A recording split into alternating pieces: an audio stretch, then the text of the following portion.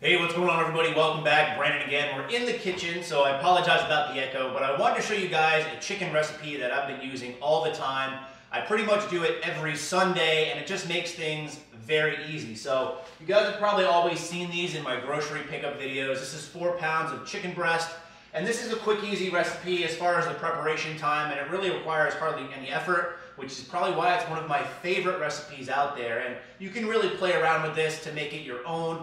Different flavors, different sauces, different seasonings, wherever you really like. So it makes it different every time if you really want to, because as we all know, chicken can get pretty bland. So let's take a look at exactly the ingredients we'll need and we'll get cooking. All right, so here we have all the ingredients, pretty simple stuff. What I have here is just some marinade. I'm choosing to use balsamic herb in this case, but you can really use whatever you want. And this is what I meant by the spices itself. I also have my trusty pink knife. Haven't seen it for a while. I will stab you if you make derogatory comments about it.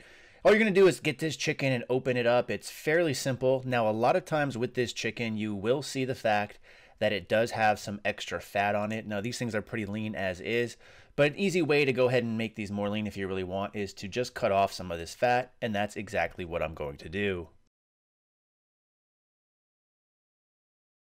Now from here, all you're going to do is simply cut the chicken into strips and then cut it even further into little cubes, if you will. I find this is just easier to manage when you're actually making different types of food, if you want to put it in a wrap, a sandwich, on top of a salad, whatever. And plus, I have a feeling that this just gets more of the flavor from the marinade into the chicken itself.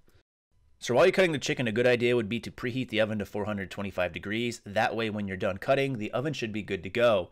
Now, once you've done this and have it all in your dish like I have here, you're going to open the marinade and you're going to want to empty the entire contents of this bottle into the chicken. Now, depending on how much chicken you use and the size of your pan, you might want to play around with this a little bit, but I find for the 4 pounds of chicken or so I have here, 1 bottle is fine. And again, the thought process behind this is it's going to cook in the marinade. It's going to make it taste pretty good. We're also going to take some tin foil and just put it over the top. This is going to help it cook as well as keep in some of the steam and make it cook faster, as well as really keep that flavor in. So once we have this covered, we're going to pop it in the oven, again at 425 degrees for 40 minutes.